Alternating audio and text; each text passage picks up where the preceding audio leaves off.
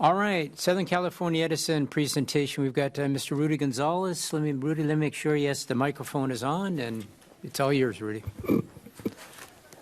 Good evening, Mayor Kildee, members of the council, Mr. Norman. I'm Rudy Gonzalez. I'm Southern California Edison's Government Relations Manager for the area. I appreciate the opportunity to come before you this evening to share information on our wildfire mitigation plan. And although I am here to discuss the plan, it's important to understand that fires and power outages are only some of the emergencies that can happen here in Southern California, as was evidenced by the recent earthquake activity in Ridgecrest. And that's why we all have to take on the responsibility to make sure governments, businesses, and families are prepared for any emergency.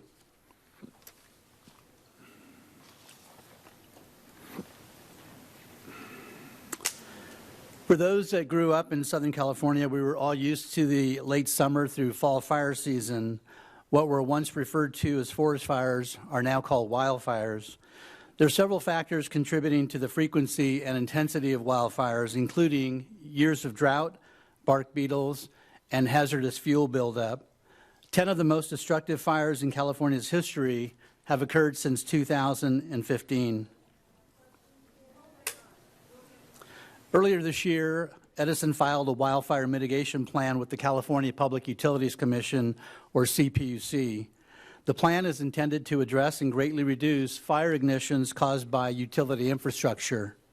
It's also intended to further fortify the electric system against the increasing threat of extreme conditions driven by climate change and the impacts of wildfire if they occur. One of the first things Governor Newsom did when he took office was to create a wildfire strike force. In mid-April, the strike force issued a report that sets out steps the state must take to reduce the incidence and severity of wildfires.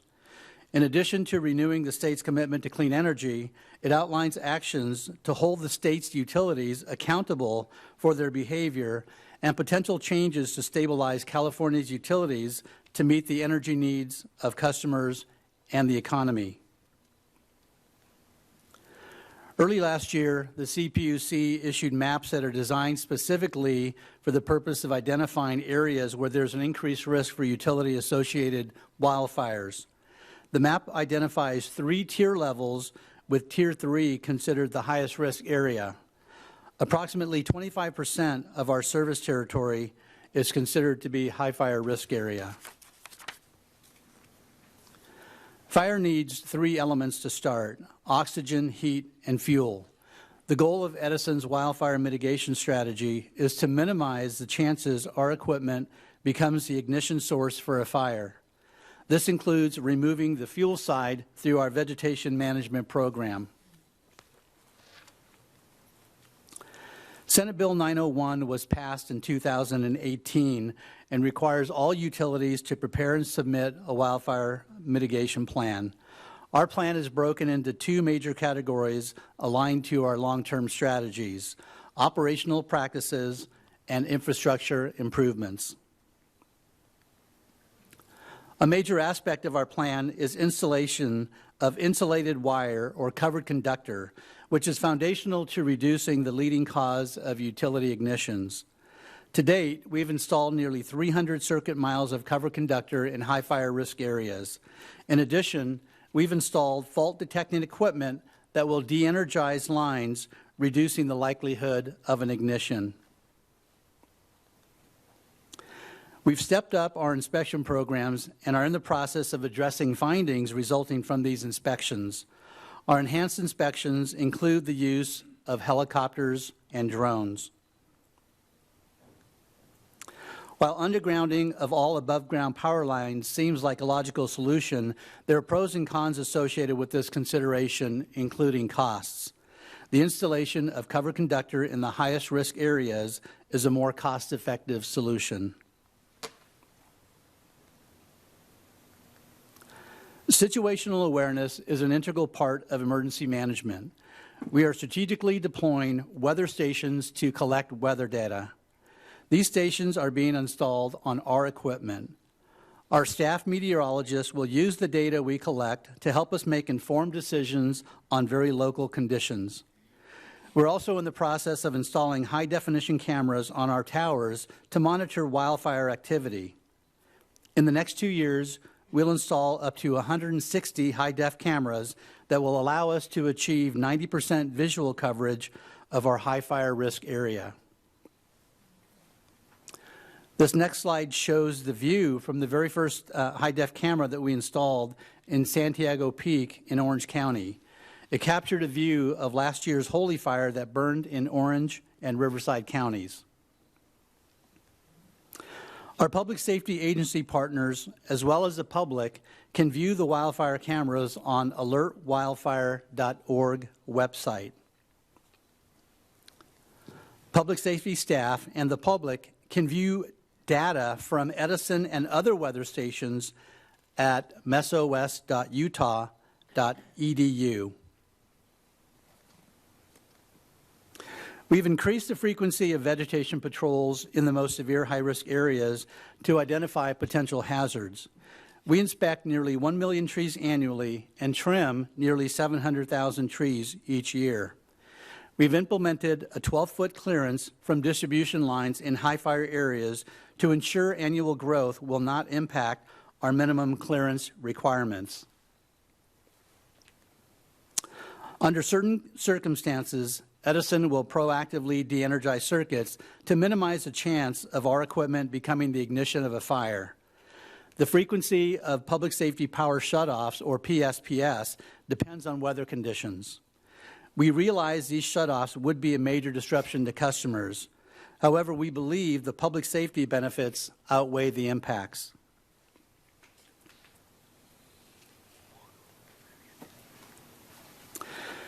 We based the decision to activate PSPS on real-time information from trained personnel positioned locally in high fire risk areas and input from Edison fire management experts.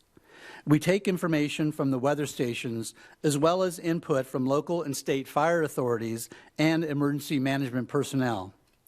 We consider if mandatory or voluntary evacuation orders are in place and the impact of service interruptions on essential service facilities like hospitals or emergency operations centers. Since we will be evaluating conditions at a very granular level, it's very unlikely we would have the entire city out of power at the same time. This slide describes a process related to customer notifications if it's determined a PSPS event is likely. We start tracking potential implementation of a PSPS event 4 to 7 days ahead.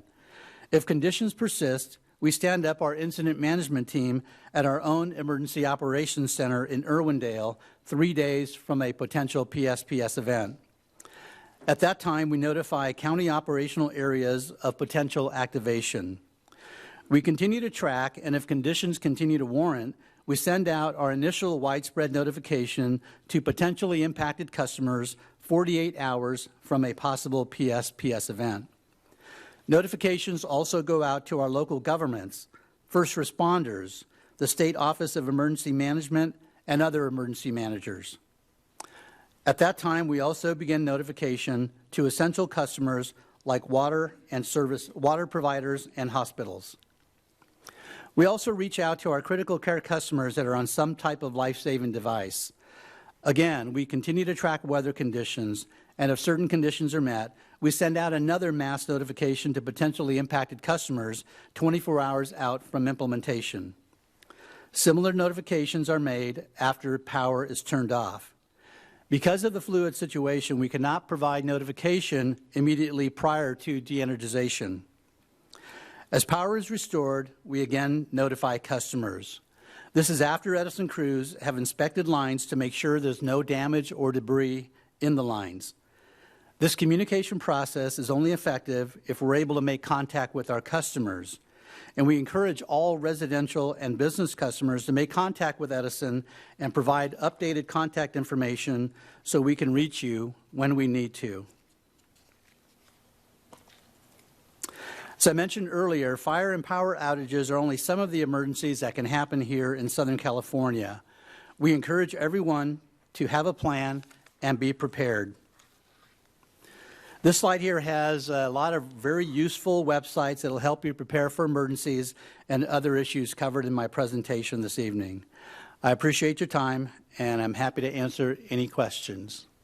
Thank you, Rudy. Any questions? The last slide is my contact information. Okay. I'm never shy about sharing my cell phone number, so but everyone never wants to call.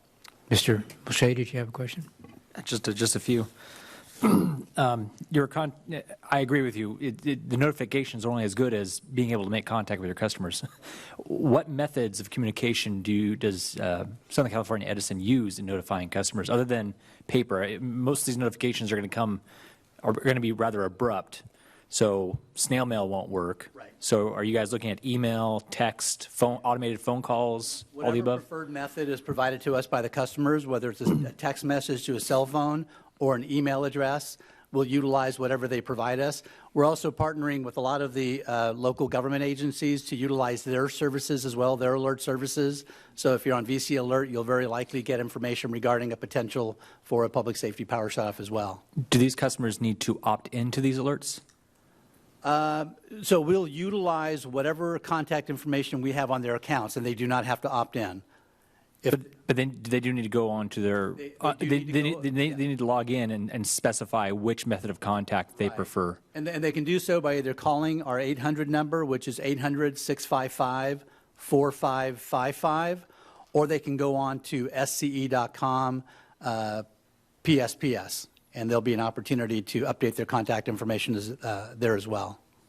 And then you had mentioned customers that might be on life-saving devices. How does SCE identify those customers? Do they somehow contact you and register that they are on some sort of life-saving device at home and that they should get some sort of special notification? Or Yes. So every customer who's on some type of medical equipment that they're dependent on to survive is coded on our circuit maps. So we know who they are. We try to make contact with them through the means that we have created.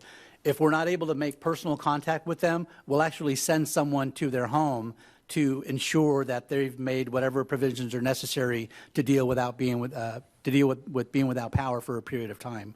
So we actually send field staff to their home. This isn't everybody who's on site. Like if you have a CPAP and you're on a medical baseline rate, you get a lower kilowatt hour rate for that type of equipment. We're talking about customers who are on medical equipment that need power in order to live. are they identified because they're on some sort of special rate? Is that, or are it's the rate, and then they've provided medical information to Edison so that we can code them on our circuitry. okay? Yeah. Oh, that's all I got. Thank you. Mr. Tremblay. Thanks, Mr. Gonzalez, for presenting to us tonight. I have a number of questions for you in 5 different issue areas. One is on clarifying the notice protocol. Number 2 is on following up on Mr. Mulche's questions on medical baseline customers.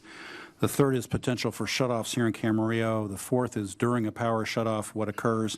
And then finally, 5th, after a shutoff. So bear with me. I'd like to go through these questions. And just bear in mind, too, for example, I had the pleasure of meeting yesterday with several residents in Camarillo's Leisure Village, which, as everyone knows, is a lovely master-planned 55-plus senior community with over 2,100 homes, all of which are all electric. And there is, I will tell you that there is some palpable anxiety about Edison's new protocol. Many of the residents, for example, with whom I spoke are online. Some are not. And many have not been informed. I think they may have received a mailer. I know I got one in the mail, but they may or may not have had a chance to really take a look at that. And the level, I will tell you, my experience out in the trenches is that there is not a widespread level of knowledge about this protocol, so I'm really happy that you're here tonight. So with that in mind, let's talk about the notice protocol. My understanding, and by the way, I went and I've reviewed pretty thoroughly Edison's own PSPS protocol that's on the website. And as I understand it, then residents would get, or customers would get receipt of either an email, a text, or a phone call. So to follow up on Mr. Mulche's question, what's the default standard? if they have not specified whether they want to be notified by A, email, B, text, or C, phone call, how are they going to get notified? So when people establish service with Edison, they provide us a phone number. That would be the number that we would make the attempt to contact them at, unless they update it since they established their service. And I can tell you that the majority of the customers that have service with Edison probably establish service with a landline that gets answered in my house 1 out of 100 times, because we know it's a sales call. So that's why we're making the effort to try to get folks to call in and provide us an alternate method of communicating with them, because we know the landlines typically won't get answered. Okay, my understanding then is that the default mechanism is a phone call, That's correct. and that's the answer, right? I mean, that would be the only way that you would be getting a Right, hold of them. unless they provided us another alternative method of communicating with them, either a text or an email. Yes, the phone call. Is there any chance I'm going back to the ideal timeline slide that you had? Because I'm really curious on the notification. Yeah, here's the ideal timeline, and what I'm specifically focused on is, you're starting 2 days ahead, and then you go to that's 48 hours, then you go to 24 hours ahead with the second notification. And in Edison's own protocol, it says that in one place in this protocol, it says that Edison will notify customers on the second notification. And in a second place, and I can show you offline, it says that Edison may notify customers. So on the one hand, Edison is saying we're going to do it. And on the other, it's saying, well, we may notify you, we don't know. Which one is it? So you're talking about The second notification, the 24-hour notification, which one is it? Because the Edison website is inconsistent in terms of the notification protocol, and I really would like to have an answer on what Edison's intention is going to be. So I understand it's 48-hour notification, 24-hour notification. Those are consistent timelines. The tricky part is on the day of. As I mentioned, situation out in the field is very fluid, and we might have every intention of turning the power off. And if we sent out a notification and we told folks power was going to go off, and moments later the conditions changed and we decided not to, so that's why we don't do a day of notification. At least that's the way I understand it. Right, but I'm not talking about a day of notification. Okay. I'm talking, for example, I'm going directly, I'm reading from your website, okay? On the second notification, 1 day ahead, it says, if weather conditions persist, we will notify impacted customers again. On the same website, when it talks about the second notification, it says, we intend to notify affected customers approximately 2 days in advance. This notification will be via email, text, or phone call. We may also send another notice to customers about 1 day before a potential power shutoff.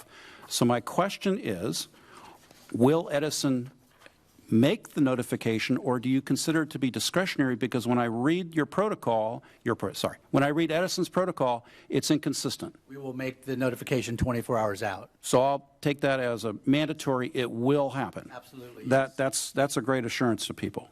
Okay? All right. On the medical baseline customers, and I understand from Mr. Mulchey's question, you have a special subset of customers, and I believe you call them critical care customers. And I appreciate your answer on how they're identified.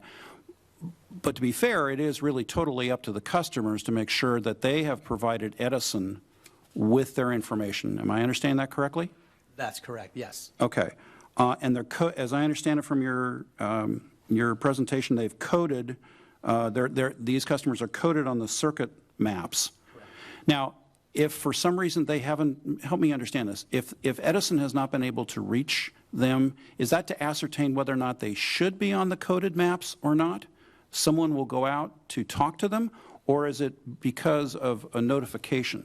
It's because of the notifications, where we have to rely on the customers or their representatives making contact with us and making us aware of the fact that they're on some type of life-saving equipment. So that's how we know that they're on the circuit that could be impacted. So when I say that we go out and notify them, via a knock on the door, that's during potential PSPS implementation. Correct. So during an actual PSPS incident? Correct. Is when that will occur. Fortunately, Leisure Village is not a master, and I'm picking on Leisure Village tonight, but okay, but received a lot of good questions from their residents. That's not a master metered community, but you have several communities in Camarillo and elsewhere that are master metered. In those circumstances, how can Edison possibly know who is in that critical care subset? Because I'm really concerned about people being overlooked. Right. So walk me through, and if you can give us some comfort. That was actually a question that we're addressing now. I was asked that same question by another local government agency, and I'm awaiting a response internally. We're figuring out a process so that those customers who don't receive an Edison bill but are part of a master metered account can contact Edison and provide us their contact information, even though they don't have an account, and we would notify them. So we're working on that, and there'll be some social media or PR information coming out regarding that process and those customers that are in that situation. Well, it's now about near the end of September, and I don't want to be pushy, but on the other hand, we're about ready to go into the Santa Ana season. So what's the timing going to be on doing that outreach to those communities where that may be master metered, where we really don't know, or actually where Edison doesn't really know what the subset of critical care needs are? Right. There's a sense of urgency internally, and we're going to be working on that immediately.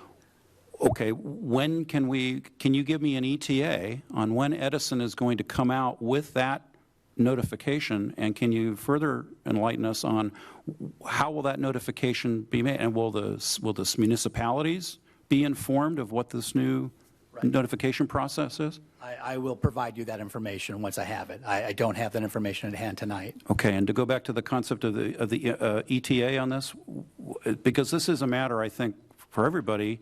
It is literally life and death, so it has some real urgency attached to it. When do you think Edison will be coming out with this? I will be pushing for it. I mean, I'm sure I'm not the only one that's asked that question. Oh, I bet. And I don't mean to pick on you, but you're here as a representative of Edison, so I've got to pick on you. I will get that information as quickly as possible, and I will push for us to get that request out to those customers in that situation to make contact with Edison. Okay, all right. Let's talk about the potential for shutoffs. And Camarillo, the city of Camarillo is, and people may not like it the way I articulate this, but it's urbanized to a large extent, I will say, okay, within the confines of the city. And in many areas of our city, the utilities are undergrounded, although that may not be in the case, especially in the periphery of the city. So I'm sitting here trying to evaluate what the likelihood of a shutoff would be, and I'm confronted by two things. One is the CPUC-approved threat fire map that was issued in January 2018 on it was a Tier 1 CPUC advice letter, and I think you had it up on the screen, and maybe we could go to it. Okay, so help me understand with respect to Camarillo. It appears to me, based on the map, that at least a portion of Camarillo is in the Tier 2 fire threat area. Am I correct? I don't know the exact number. I can tell you that there are 16 circuits that serve any or all parts of Camarillo, and 12 of the circuits would be subject to PSPS. There's only 4 of them that are not subject to PSPS. Okay, good, and we're going to get to that one in a minute. Okay. So can you help me understand further, though, how much of Camarillo is inside that Tier 2 area, or even in the Tier? It doesn't look like Tier 3, huh? Yeah, I mean, I haven't looked at it that closely, so I don't know what percentages of Camarillo's in there. I mean, the 4 circuits that are not subject amount to about probably 25% of the population. So. Okay. Now, according to SCE's own protocol on its website, Edison is supposed to notify municipalities, among others, about the location of circuits in their jurisdiction, which may be, and I'm quoting, which may be shut off during a PSPS. Has Edison notified the city of Camarillo as to which circuits are subject to shutoff? Yes. Okay. And is the city aware of the geographic location of those circuits? Yes. Okay. I don't know if you're able to answer this question from a I don't want to say secrecy, but you know, laying out where, so people know where the circuits are. But can you give us a general idea of, there are 16 circuits in the city and 12 are subject to PSPS. Where are those 12? There's no secret. People can go to our website, SCE.com/maps, and they can go to the Ventura County portion of section, the link. Unfortunately, they would need to know the circuit names, and I have all those that I provided to Mr. Clifford earlier today. So the city can publish all the circuits that are subject to PSPS, and I've provided a link on how to get to the maps associated with those circuits. And I think on the by and by, I think I certainly would ask Mr. Clifford if, later on if staff could do that so that everyone understands, there's one for Camarillo circuits. Okay. So that is the map of the Camarillo circuits. The next one is a sample of one of those circuits. We will have all 16 maps put onto our website so people can go on, they can look at the big map, then they can drill down and look at the smaller map. There'll actually only be 12 of those 16 maps. That's correct. The ones that aren't in, there is no map. Someone could infer the 4 that are not included, right? Okay. But isn't it true, though, that there's a possibility that those 4 circuits could potentially be impacted, at least according to Edison's PSPS protocol on the website, by conditions on the regional grid? So we've recently transitioned into accounting for the sub-transmission voltage lines. Those are the lines that take electricity from substation to substation. And if those lines get taken out of service, then you're correct. It could be that some of those circuits that are served via underground that would normally not be impacted by PSPS could then become impacted by PSPS. We're hoping that the likelihood of that is remote, but we're getting information out there to let folks know that there's a possibility. Okay, all right. I was reassured that I thought I heard you say earlier that it was quote-unquote very unlikely that you would have the entire city de-energized at the same time. Would you confirm that? It would be very unlikely.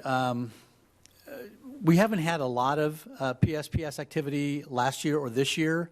The nearest location that we had last year was just north of Moore Park. We had 150 customers out. Right. And then we had 240 customers out off of the northern part of Santa Barbara, Gaviota, Point Conception. And those were for less than 24-hour periods. So what was the question? I'm sorry. Why don't we just move on? The question was really with respect to whether you're dealing with the city in toto, yeah.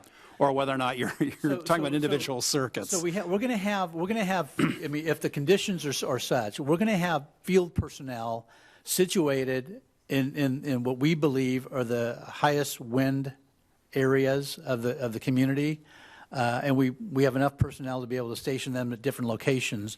They're going to be providing feedback to our operations center with on-the-ground information, including, I mean, they're going to have handheld wind gauges so that they know exactly what the conditions are and whether or not they believe, based on their experience, there's a need to disconnect that circuit. So it's unlikely that the entire community would be out of power at one time, or the 12 circuits that are subject to it.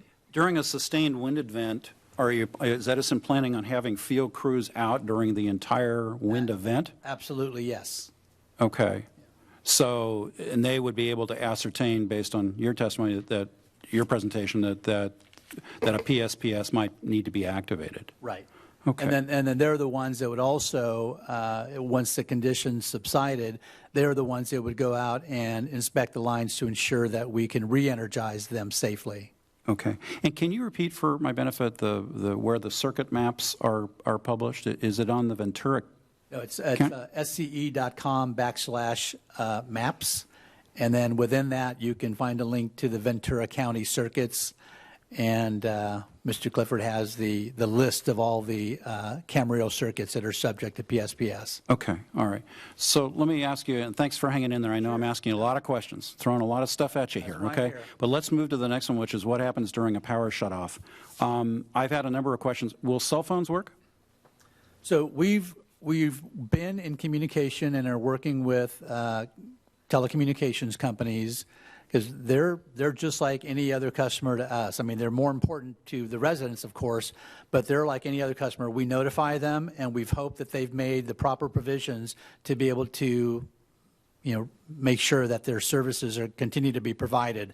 And I know that a lot of them are going to start installing backup generation at their cell sites. You can probably expect that cell service would be sketchy during a public safety power shutoff. Well, if I'm a resident and I have a telecommunications provider providing cell phone service, how do I ascertain whether or not they've got appropriate backup? Generator backup. I have to affirmatively get a hold of them? Yeah. That's my only option? I don't know which ones have taken that step. Okay. How about landlines? Will they work? I believe so. Landlines don't require power to operate. I know when the power goes out at my house, I go plug my landline in and it works. Well, but if during a power outage I go plug my phone in the wall socket, it isn't going to work. If it's a landline, a hardwired phone, yes, it will work. Okay. Yeah. Not But- if it's the remote. But it's like a remote or cordless. Yeah, if it's a wireless one, yeah, you need electricity for that. But for a hardwired with the cord attached to the phone, That's going to will work. yes. That will work. Yeah, we always keep ours handy. Okay. All right. SCE's protocol on the website says that, quote unquote, customers should be prepared to be without power for an extended period of time during a PSPS. What does extended period mean? That's open to interpretation. Again, the longest duration that I'm aware of is about 36 hours. So we can kind of use that as a gauge. I'm not aware of any, multiple day outages that we've had with the short history with PSPS. But that's not to say that we, couldn't have extended weather conditions that would warrant the need to keep power off in certain areas. So people just need to be able to deal with being without power for several days. That's a kind of a worst case scenario. So I should really think of it as 36 hours being a worst case? It could be worse than that. Okay, let me, It's hard to predict the conditions, and I would say, Okay. 3-4 days maybe. oh, okay, all right. So let me try it a different way. Sure. In circumstances that have arisen to date, what has been the average range of time until power has been restored? I would say about 30 hours. 30 hours. Okay. So, The recent one we had up in Gaviota, I think, was 21 hours. And the one in Moore Park last year, I think, was less than 24 hours as well. so in the event a PSPS is triggered, would Edison's advice be, I'm trying to figure out what the amount of time one should reasonably anticipate being without power in this event would be. And would you say someone should think, in the 30 to 36 hour range? I'm trying to kind of bookend it here, and I understand the need for, No, but I want to see if I can bring a little bit of clarity. It's to like this. trying to predict an earthquake and how long your power is going to be out after an earthquake. I mean, we Well, yeah, it's don't kind of know like wrestling with until- an octopus. I until, get it. until we experience it. So, it's hard to predict. I mean, we know that weather conditions are becoming more and more extreme. Wind events are becoming more severe. So we can anticipate that there may be a need for more PSPS events than we've experienced in the last couple of years. But I would say 3 to 4 days would be a safe guess to be without power on the extreme side. 3 to 4 days on the extreme side. Okay. And we're also working with the California Public Utilities Commission to get the funding necessary to be able to do things like operate emergency centers within the community, like a community resource center. I can tell you that we're working with one city in the county of Ventura right now, kind of as a pilot, and we expect that we'll probably roll this out county-wide and system-wide, where we work with each city and coordinate the use of a community center, maybe bring in a generator so that we can at least have some lights there and some other needs that can be met there. When we had the outage in Gaviota a couple weeks ago, we took our community resource van, which is a van that's stocked with water, flashlights, chargers, battery chargers for cell phones. So we expect that we'll be doing more of that if we realize that a PSPS event could take several days. Okay. And have you spoken with our city staff yet about No, not availability yet. of a community resource center? We haven't started that. I'm working with just one city in the county at this point, and we'll be reaching out to other cities as well, I'm sure. And when would you anticipate that would be in relation to the upcoming Santa Ana I season? don't know if it'll be this year, but I will certainly push to make sure we have, all the information that we need to identify a location. Okay. All right, then finally, can we go back to the timeline slide? And thank you for going into this at some length. Okay, the PSPS ideal timeline. So I'm looking specifically at the column entitled Power Restoration and the fourth notification, Power Restored After Inspection. Okay? After a shutoff occurs, my understanding is Edison has to re-energize the lines within and the circuit or circuits that have been affected, right? That's the plan, yes. Would that, Right. well, that would be what would occur, right? Right. So power would be disconnected at the substation. So I think there are 3 substations that feed most of Camarillo. 3 substations. So power would be disconnected at the substation. So we're looking at installing additional equipment on the circuitry so that perhaps we can minimize the number of customers that are impacted by PSPS. So let's just say for discussion's sake, we have a substation and a circuit that feeds maybe part of an underground system and the rest of it's overhead in the more rural area. The rural area is going to be the area that's more susceptible to Okay. debris flying in the lines. So we're installing equipment within our circuitry to be able to maybe cut that number of customers impacted by a circuit interruption in half, and that's our plan moving forward. But if we have to de-energize the lines before we re-energize them, we have to patrol those lines to make sure that there are no, trees or branches or anything that could create an arc or a spark, which we're trying to avoid, in the line. So we have to visually inspect those lines. Okay. So we'll have the field personnel out in the field will be responsible for that task. Okay, and all the questions I'm asking now, we're still staying with the timeline where the power's been shut off. Sure. We're about ready to go to a fourth notification, and so I'm really curious to kind of plumb this a little bit. On average, in your experience, how long does it take, once a decision is made to re-energize a line, how long does it take Edison to re-energize the line? And, sorry to make this a compound question, how long does it take to re-energize the circuit? Yeah, so re-energizing a circuit is really just entering a code on a computer and it closes a switch at the substation. So it's very, very short amount of time. It's not like we have to go out and flip switches manually. It's all done remotely. Okay. The time-consuming part is going to be the part that it takes to patrol the lines and ensure that there aren't any foreign objects making contact with those lines. So that's the most timely or the time-consuming part. The actual re-energization, the flipping the switch, it takes no time at all. So let's take a hypothetical. The wind dies down. There's a decision made that there's going to be power restoration. If I'm understanding you correctly, that can happen almost, if somebody's going to flip a switch, that can be almost instantaneous. But prior to that, there have to be inspections. That's correct. Okay, so on the protocol for Edison, on Edison's website, it says,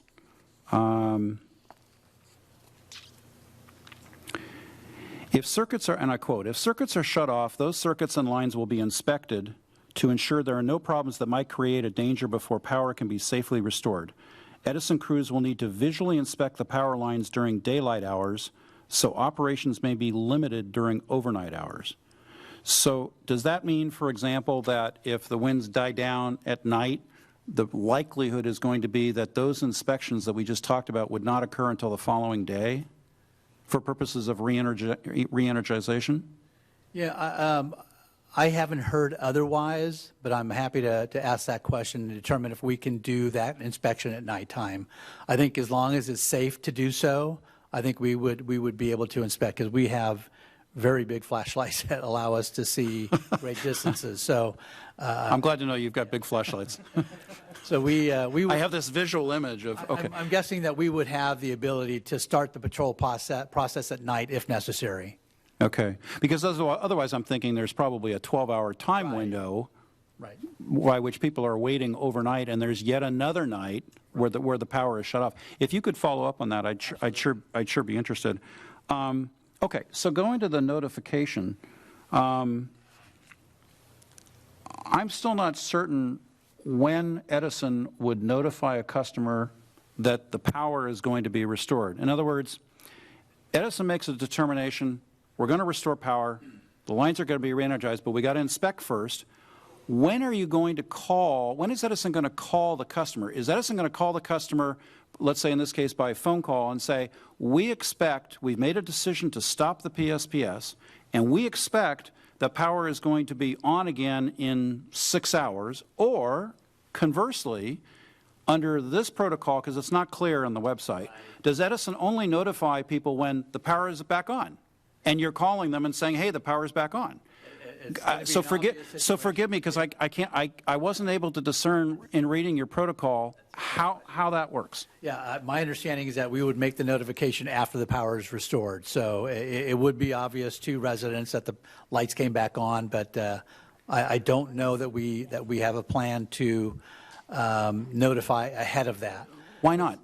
Just because we don't know how long it's going to take to do the patrol. We don't know how long it's going to take to, I mean, if we identify an issue on a circuit, you know, and we have to replace a line or do some significant work on that pole line, it could lengthen the amount of time that it takes us to make that line safe to be able to re-energize it. So we're not gonna make a call on that until we actually have visual inspection, right, and we know that the line's safe to energize. Right. I think we've probably all, let me use a different example. I mean, we've all probably been in situations when we're flying.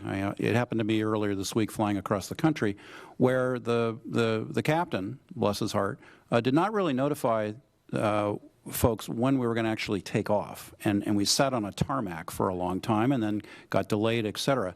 I'm just, from a public relations and a communication standpoint, wouldn't it be more advisable for Edison to say, hey, we've made a determination that the PSPS is terminated. We have to do our inspections. We think the re-energization is going to occur in some reasonable time frame. Give Edison a reasonable time frame, rather than calling somebody after the fact and saying, hey, the power's back on. Yeah, I don't know that we have, if we're going to be doing that. I just don't know, but I'm happy to take that question back as well. Could you take that back? Absolutely. Because it would be really helpful, I think, for people to really know, for planning purposes, yes, when their power is going to be restored. Because this is somewhat a situation where people are kind of looking at Edison as kind of, you know, the Wizard of Oz behind the curtain, and we don't quite know what I meant that very respectfully, of course, but, you know, not really knowing what's going on. Right. And being in the dark, literally and figuratively, about when the power is going to be restored. Final question, and thank you for bearing with me during all these. Let's say you have a large grid outage, you know, not just on circuits, but you have a large grid outage. Do you anticipate problems with power surges? And here's the reason I ask. You know, we probably all have surge protectors in our house, et cetera, but there are appliances, you know, that are involved. And so all of a sudden the power comes back on. What precautions, if any, should Edison customers take? Do they have to worry about surge protection in a re-energization incident? So most of today's electronics have built-in surge protection. That doesn't mean that you know, if power goes out and then comes back on, we're not going to damage equipment. I mean, it happens invariably, and I hear about it a lot. So to be on the safe side, I would, you know, if you have surge protectors, I would probably turn them off, and then once the power comes back on, then turn on your electrical equipment. So just to be on the safe side as an extra precaution. I didn't read anything about that in Edison's protocol, Do you think that that might be something to explore in terms of advising customers on what to do in the event the Yes. power is re-energized? Yes. I would really appreciate if I could hear back maybe something on that as well, just in order to get the word out. Sure. Oh, okay. I know I've gone through probably literally 20 questions, Mr. Gonzalez, so thank you for being patient. My pleasure. Thank you, Mr. Mayor. Thank you very much. All right. So is there any other questions? On I this? got two quick ones. I'm going to give Rudy a break. These are actually directed at staff, but on the same subject. As Mr. Gonzalez had mentioned, we, in a worst case, extreme scenario, we could have a multi-day outage.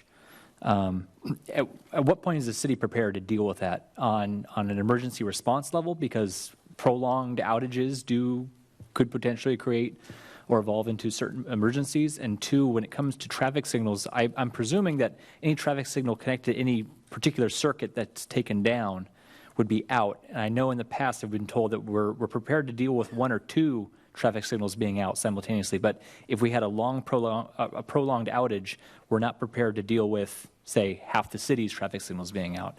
So with this being rather new, this PSPS event, how are we adapting to it? So, Dave, why don't you address the traffic issue, and then I'll talk about emergency services. Sure. So right now our protocol is for traffic signals that go out of power. We install stop signs at those signals for up to 3 locations, and typically that manages most all the outages that we are experiencing on a typical basis, except for when it is a widespread outage. We just don't have the manpower or the signs to go out and put stop signs out, especially in those widespread outages can be longer term. So the signals are left to be dark, and under state law, they're to be considered as a 4-way stop automatically. A dark signal, whether there's stop signs there or not, is a 4-way stop. Mm-hmm. So that would be the intention going forward also. And Okay, but in terms of response, we're only equipped to deal with, say, 3. correct.